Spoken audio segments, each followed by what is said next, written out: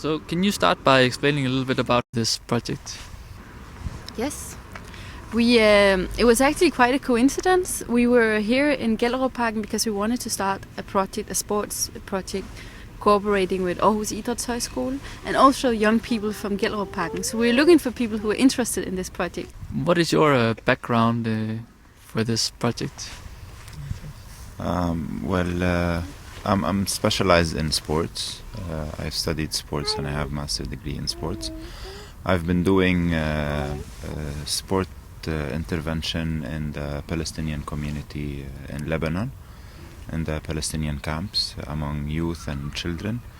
Also doing activities for the children, but mainly sports for developmental reasons. The next step is to develop our cooperation with the young people in Gellerup Parken. Sarah and Emma are developing this organization. I think they've finally realized that the name is going to be Jalla Aarhus, working for young girls in sport and working for mutual integration and actually being proactive in the way that you approach the surrounding community around Gellerup Parken.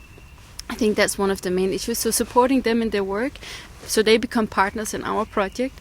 They send people to Lebanon together. We send people to Denmark, to Gellerup and to Aarhus Idrætshøjskole, and we cooperate in this way.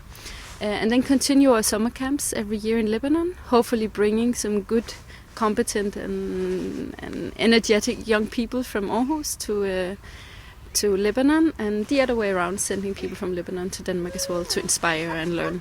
And can you explain a little bit about how you met these girls, Sarah and Emma?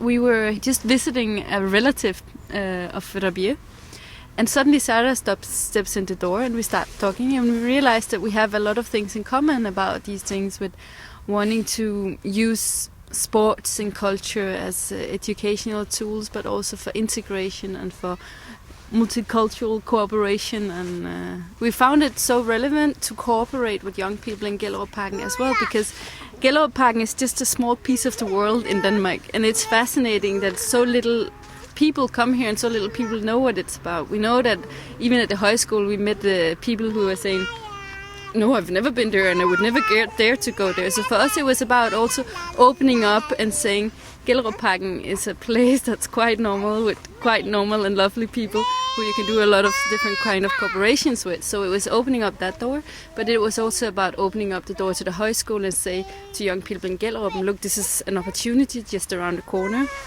And you have lots of different options of going there. And then it was, of course, to draw the perspective to Lebanon as well, saying social work in Denmark can be used as social work in Lebanon and the other way around.